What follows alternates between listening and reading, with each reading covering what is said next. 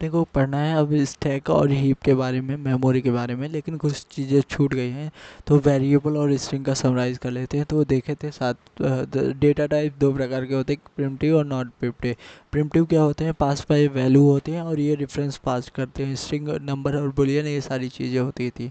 Main question अब ये आता है, इस JavaScript is the statically type language और dynamically type language. Static dynamic type language ऐसे समझ कि जब जावा में लिखते हैं इंट ए इक्वल टू, फिर उसके बाद वैल्यू असाइन करते हैं, उस वहाँ बताते हैं वेरिएबल ए क्या है, इंटीजर है।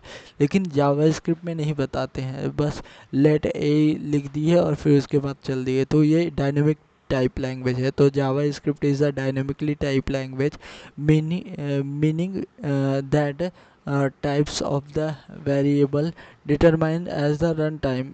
वेरिएबल क्या होते हैं, एज द रन टाइम पे डिटरमाइन किए जाते हैं, not during the compile time पे नहीं किए जाते हैं। तो ये रन टाइम पे वेरिएबल को आइडेंटिफाई कर लेता है, रन टाइम कंपाइल टाइम पे नहीं करता है।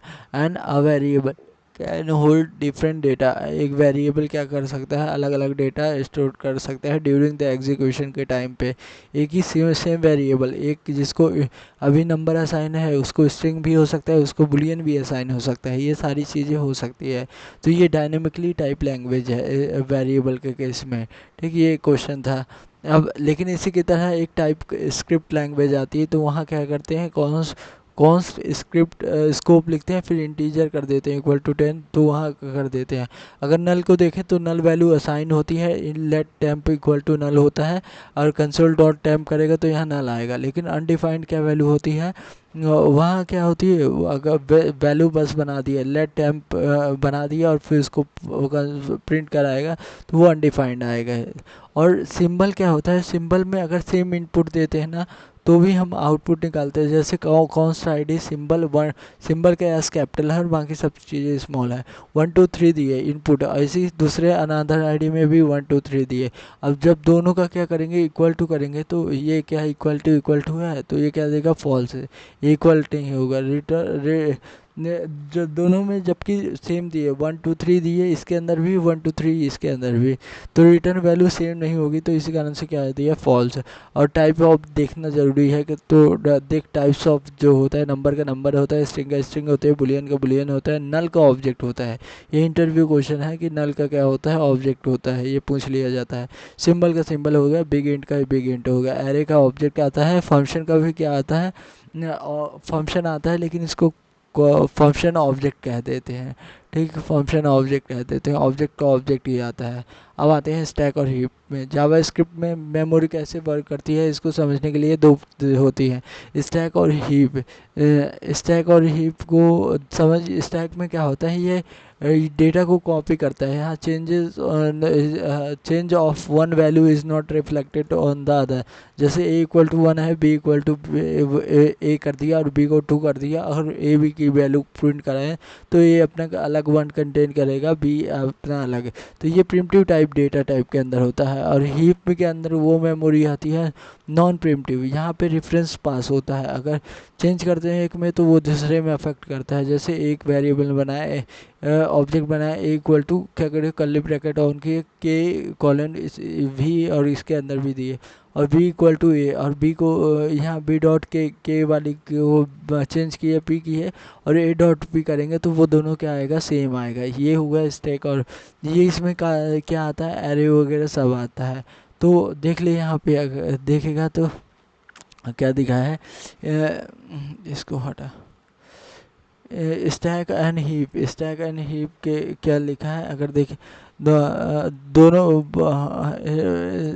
In JavaScript memory management happen in the two way, stack और हीप में। Understand the help of stack में क्या होता है, प्रिमिटिव डेटा होता है, जैसे नंबर, स्ट्रिंग, बुलियन, ये सारे होता है। देखिए यहाँ पे इंट ये तो है ही है, ए को ए लिए थे, बी में असाइन किए, बी को चेंज किए तो ए में अफेक्ट नहीं हुआ। तो यहाँ क्या होता है, फास्ट मेमोरी एक्सेस होती है, प्रिमिटिव वैल्यू पास होते हैं, पास बाय वैल्यू से, पास बाय रेफरेंस से नहीं होते, पास होते हैं pass bye.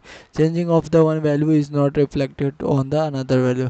Then heap memory, heap memory is unorganize memory pool, और फिर उसके बाद इसके अंदर आ गया ऑब्जेक्ट एरे फंक्शन और डेट और एग्जीक्यूशन। जैसे नेम के ऑब्जेक्ट बनाया, नेम एलिस लिख दिया, और ऑब्जेक्ट बी बनाया, उसको क्या किया, ऑब्जेक्ट फर्स्ट डाल दिया, और ऑब्जेक्ट बी में क्या किया, नेम चेंज किया, और फिर ऑब्जेक्ट वन और ऑब्जेक्ट टू का वैल्यू निकालेगा, वो दोनों का सेम आएगा।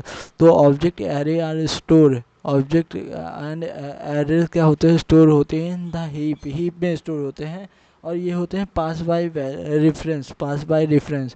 Changing on the one variable is the another variable reference the same object. Slowly access, थोड़ी स्लोली एक्सेस होते हैं stack because involving the looking up to the memory reference, क्योंकि मेमोरी में देखना पड़ता है इस कारण से। तो ये लिखा है डिफरेंस की स्टोर स्टॉक क्या करता है, ये किसके लीफो को फॉलो करता है। तो यहाँ no specific order use the dynamic memory, और वो क्या होता है, फास्ट होता है, ये स्लो होता है, और ये कॉपी कंटेंट और कॉपी भेजता है, और ये क्या क्या करता है, रेफरेंस भेजता है automatically clear up after the function execution, और ये stay memory until the garbage collector, जब तक नहीं आता। Memory leak and garbage collector, तो गार्बेज कलेक्टर क्या करता है, automatically free of the memory when no referencing point on the object, object की तरफ कोई नहीं करता है। जब memory leak happen when object remain in the memory during the, देख यहाँ क्या किया, ड्यूरिंग द रेफरेंस की, देख ऑब्जेक्ट लिए और नल असाइन किया, नो रेफरेंस टू ऑब्जेक्ट, इसके लिए को अब ऑब्जेक्ट में कोई रेफरेंस नहीं है। Eligibility of the eligibility for the garbage collector के पास चला जाएगा। यही हुआ क्या, इसको स्टैक और हीप को समझ लिए।